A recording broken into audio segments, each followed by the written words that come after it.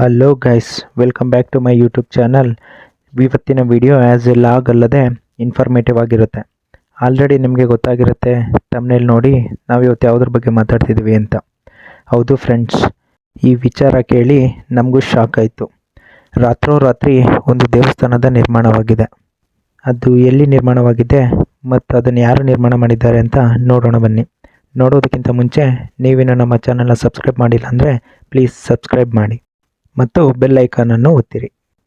ಮೊದಲು ಎಲ್ಲಿ ಅಂತ ತಿಳ್ಕೊಳ್ಳೋಣ ಬನ್ನಿ. ನಾವು ಹೇಳೋಕ್ಕೆ ಹೊರಟಿರೋ ಪ್ಲೇಸು ದೇವನಹಳ್ಳಿಯಿಂದ ಜಸ್ಟ್ 2.5 ಕಿಲೋಮೀಟರ್ಸಲ್ಲಿದೆ.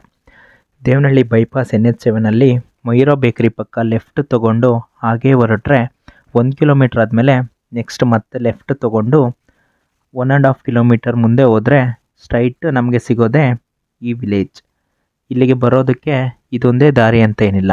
ದೇವನಹಳ್ಳಿ ಟು ದೊಡ್ಡಬಳ್ಳಾಪುರ ರೋಡಲ್ಲಿ ಈ ಬೋರ್ಡ್ ಕಾಣ್ತಿದೆಯಲ್ಲ, ಇಲ್ಲಿಂದ ಲೆಫ್ಟ್ ತೊಗೊಂಡು ಹೊರಟ್ರೆ ಸ್ಟ್ರೈಟ್ 1.5 ಕಿಲೋಮೀಟ್ರಲ್ಲಿ ಸಿಗೋದೆ ಈ ನನಗೂ ಈ ಅಡ್ರೆಸ್ ಗೊತ್ತಿರಲಿಲ್ಲ.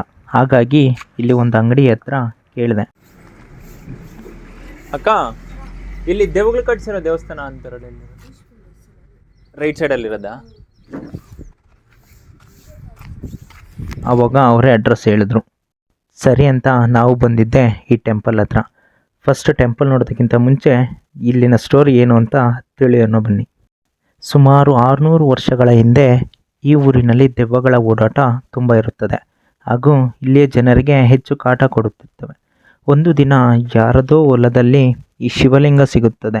ಆಗ ಈ ಊರಿನ ಬುಚ್ಚಯ್ಯ ಎಂಬ ಶಿವಭಕ್ತ ಇಲ್ಲಿ ಕಷ್ಟಪಟ್ಟು ದೇವಸ್ಥಾನದ ನಿರ್ಮಾಣ ಮಾಡುತ್ತಾರೆ. ಆದರೆ ಇದನ್ನು ಸಹಿಸದ ದೆವ್ವಗಳು ರಾತ್ರೋರಾತ್ರಿ ದೇವಸ್ಥಾನವನ್ನು ಹಾಳು ಮಾಡುತ್ತವೆ. ಇದನ್ನು ಸಹಿಸಿಕೊಳ್ಳದ ಬುಚ್ಚಯ್ಯ ಮಂತ್ರತಂತ್ರಗಳ ಅಭ್ಯಾಸ ಮಾಡಿ ದೆವ್ವಗಳಿಗೆ ದಿಗ್ಬಂಧ ಮಾಡುತ್ತಾನೆ. ಆಗ ದೆವ್ವಗಳು ನನ್ನನ್ನು ಬಿಟ್ಟು ಬಿಡು ಅಂತ ಕೇಳಿಕೊಂಡಾಗ ಬುಚ್ಚಯ್ಯ 1-2 ಕಂಡೀಷನ್ನ ಹಾಕ್ತಾರೆ. ಅದು ದೇವಸ್ಥಾನವನ್ನು ಕಟ್ಟಬೇಕು ಮತ್ತು ಈ ಊರನ್ನು ಬಿಟ್ಟು ಹೋಗಬೇಕು ಎಂದು.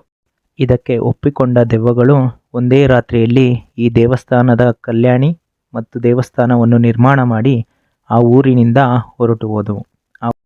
ಆವತ್ತಿನಿಂದ ಇದು ಸುಂದರೇಶ್ವರ ದೇವಸ್ಥಾನ ಎಂದೇ ಪ್ರಸಿದ್ಧವಾಗಿದೆ ಮತ್ತು ಬುಚ್ಚಯ್ಯನವರನ್ನು ದಯ್ಯಾಳು ಬುಚ್ಚಯ್ಯ ಅಂತ ಕರೀತಾರೆ. ದಯ್ಯಾಳು ಅಂದರೆ ದೆವ್ವಗಳು ಅಂತ ಅರ್ಥ.